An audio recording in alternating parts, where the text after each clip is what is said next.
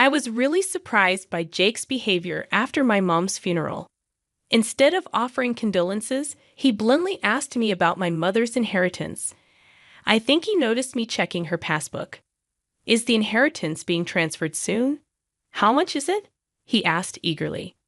I told him it was around $600,000. He seemed disappointed and muttered to himself about how even after taxes, a lot would still be left. His strange grin made me uneasy. I decided I wouldn't let him control what happened with the money. The next day, I learned Jake was already making plans for the inheritance. But his naive schemes would backfire eventually, even if he didn't realize it. My name is Emma, and Jake is my husband. He's 5 years older and works for a company. We got married through an arranged marriage when I was 20. Jake is the oldest son in his family, and his younger brother, Robert, has been distant since graduating from university. So Jake practically grew up as an only child, and his parents doted on him a lot. To be honest, I never really wanted to marry Jake. My family has a long history in business, and as a privileged daughter, I couldn't go against my parents' wishes. Jake was also expected to take over his family's business. So we ended up together out of duty, not love. Our marriage wasn't happy by society's standards. We couldn't have children, despite trying fertility treatments, hoping it would make our lives better. In the beginning, my in-laws were kind.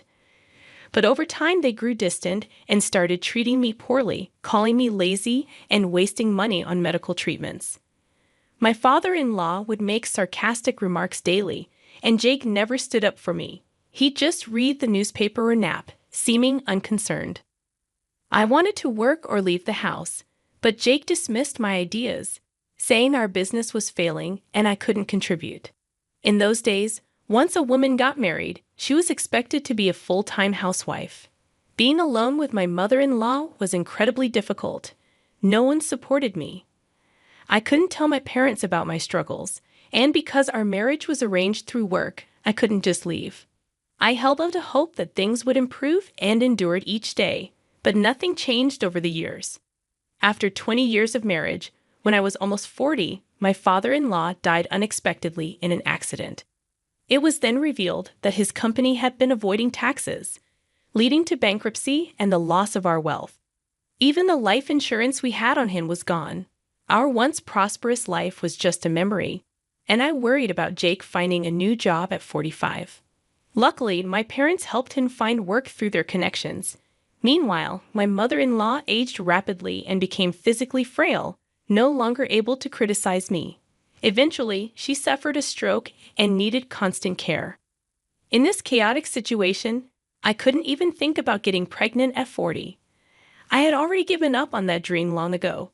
Jake, however, acted as if it were natural for me to take care of everything, lounging around on his days off.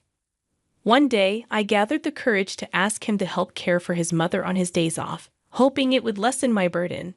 "Hey Jake, could you help with taking care of your mother on your days off?" I finally expressed my true feelings. I explained that if he could handle just one meal, it would make a huge difference for me. Jake's response was dismissive and selfish. He insisted that he needed to relax on his days off because he worked hard outside the home. He didn't understand the challenges I faced every day. My parents noticed my distress and urged me to come back home, but I couldn't leave my mother-in-law alone. We only had in-home care once a week, and the daily care she needed was too much for just me to handle. Despite being ridiculed and taken advantage of, I couldn't abandon my mother-in-law. Gradually, Jake started leaving early in the morning, even on his days off, seemingly uncomfortable under my watchful eye. He spread rumors to the neighbors, complaining that I criticized him for relaxing at home. Meanwhile, he enjoyed his free time alone while I took care of his mother. Everyone in the neighborhood knew she needed care, yet he acted as if he was doing nothing wrong by leaving it all to me. He didn't seem to care how he looked to others. My mother-in-law, who used to adore Jake, became depressed when she realized he wasn't helping with her care and kept his distance. I'd often received snide remarks about Jake's behavior, as if it were somehow my fault. The challenging life I had caring for my mother-in-law continued for 20 years until she passed away after my father-in-law's death. Now approaching 60, my feelings for Jake have faded, and I've accepted many things.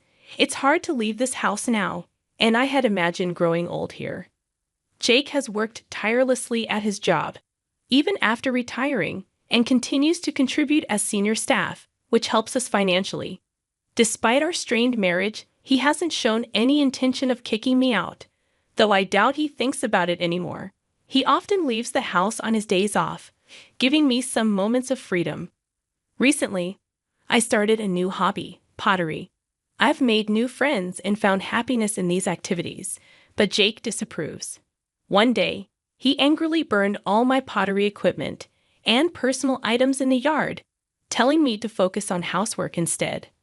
I was devastated by his actions. Although I had considered divorce, another tragedy struck when both my parents suddenly passed away.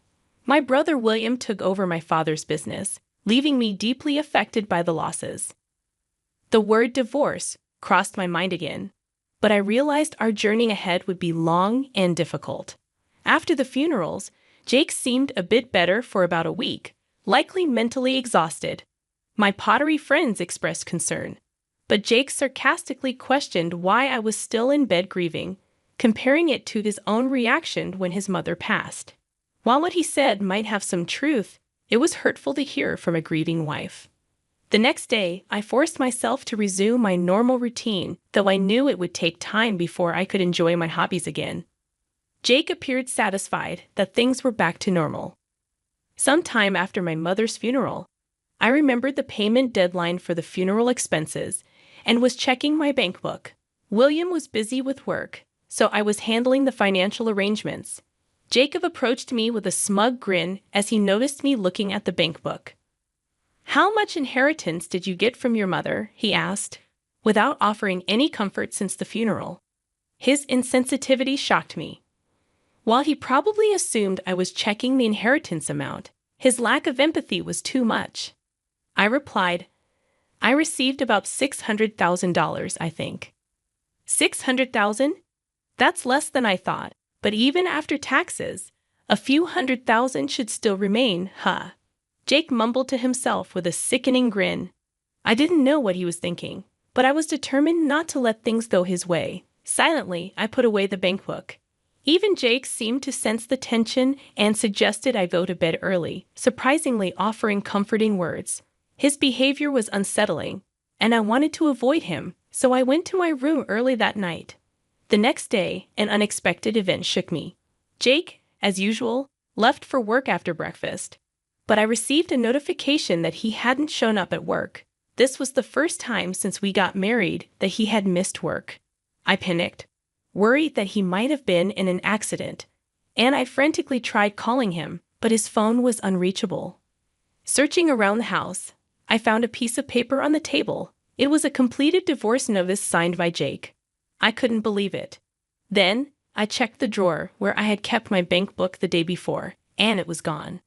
Everything became clear. Jake hadn't been in an accident or involved in a crime. He had disappeared intentionally. I realized his motive. He likely intended to abandon me and start a new life with my parents' inheritance. Despite feeling shocked and betrayed, I stayed calm. There was no need to panic. I carefully read through the divorce papers and immediately rushed to the city court to handle the legal matters.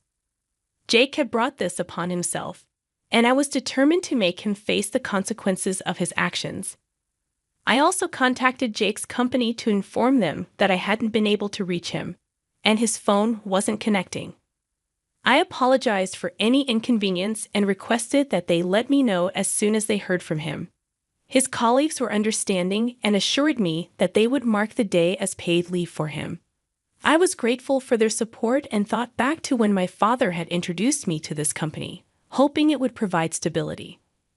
I felt both hurt and determined to confront Jake for his betrayal and irresponsible behavior. After successfully divorcing Jake, I didn't feel instantly liberated from the years of hardship I endured with him.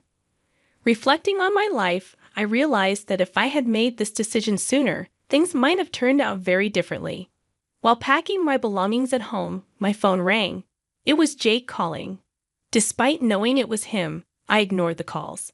His persistence continued, even reaching the point of calling the landline. Reluctantly, I answered. "Hello?" I said, trying to remain composed.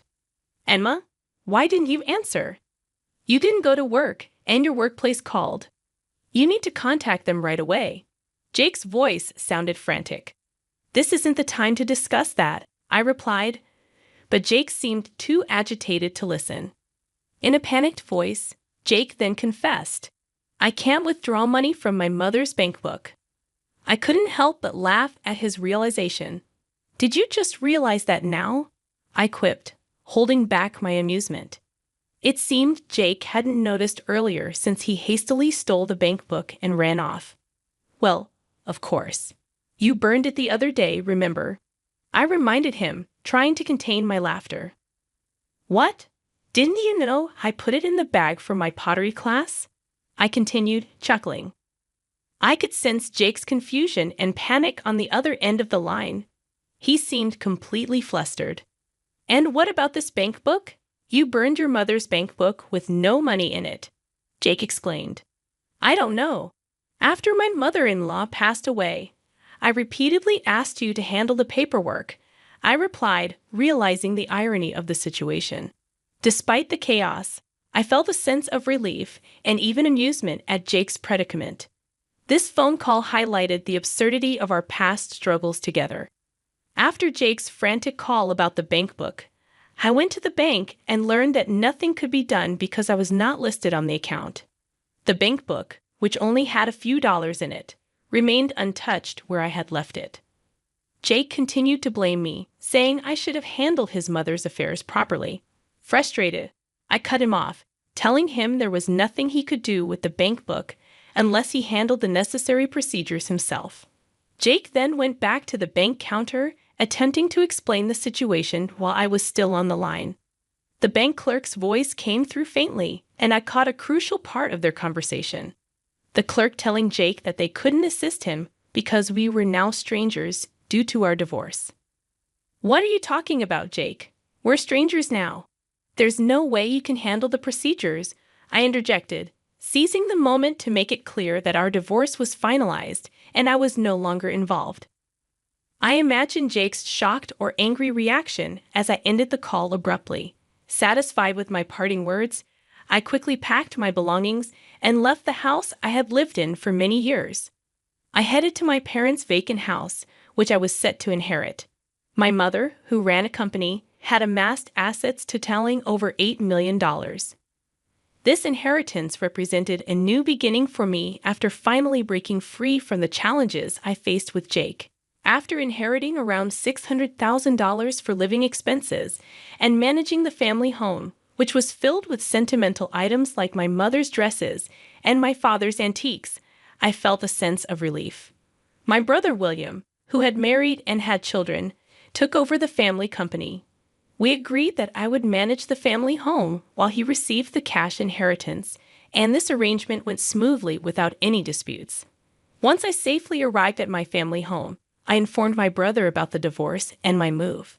He expressed relief, understanding that I needed to move on from my marriage. "Why are you okay with that?" William asked. "Since we couldn't have children and both our parents have passed away, it feels like the right choice. I can finally live my own life without regrets," I explained. William seemed concerned about me being alone, but I reassured him that being divorced and living in our beloved family home brought me the greatest happiness. After that, Jake called me several times on my cell phone, but he never seemed to realize that I was at my parents' home, so he never came over. I enjoyed my alone time, although the house felt a bit lonely without family around. Living in the cherished house where I grew up before marriage gave me a sense of peace and contentment as I embraced this new chapter of my life. Feeling the need to make a bank transfer but realizing I needed the bank book from Jake, I reluctantly went back to our former house. I planned to retrieve it early in the morning while Jake was likely still asleep. However, upon entering, I was hit with the smell of alcohol coming from an open door. I followed the scent to find empty beer cans scattered everywhere in the living room. Shockingly, the bank book I needed was stained and ruined, likely by spilled alcohol. I couldn't believe someone would treat another person's belongings this way, no matter how desperate they might be. I quickly gathered the torn bank book, stuffed it into my bag along with a few personal items, and left. With the damaged bank book, I headed to the bank to complete the transfer. As I approached the entrance, Jake unexpectedly called out to me, "Emma." I turned to see Jake, who had been waiting for me. "I noticed the bank book was gone, so I figured you'd be here," Jake said casually. "What does that have to do with you?" I replied coldly, trying to keep my distance. Ignoring my response, Jake followed me into the bank, staying by my side the entire time. Then, unexpectedly, someone called out to us, "Jake, Emma." It was Jake's younger brother, Robert. His presence was unexpected and surprising since we had mostly cut ties with him over the 40 years of our marriage, only seeing him at funerals. Robert explained that he came for their mother's inheritance and was about to contact Jake after receiving the funds. Jake seemed intrigued by this news, which surprised me. I had assumed their mother's inheritance was relatively small. The encounter was unexpected and added another layer of complexity to the situation, leaving me feeling unsettled as I completed the bank transfer. According to Robert, there were investment trusts and a safety deposit box that his father, my late father-in-law, had rented. Robert had learned about this from his mother before they became estranged. Before she passed away, she asked Robert to handle these matters if necessary, as he had been too busy until now to take care of it. Robert explained to us that in the safety deposit box, along with some jewels, there was a letter. Their mother had stated in the letter that she was leaving all her inheritance to me, Emma. This news shocked me deeply, and Jake appeared even more stunned. Ignoring our reactions, Robert produced the letter from a folder of legal documents. I recognized the envelope. It was one I had bought for her some time ago. On it, in shaky handwriting, was written that all the jewels and assets in the safe deposit box would be inherited by her daughter-in-law, Emma.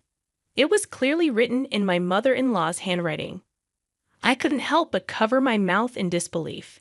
It seemed she had intended for me to inherit her assets all along, apologizing for her past behavior towards me. Looking at Jake's face, I could see he was shaking with rage.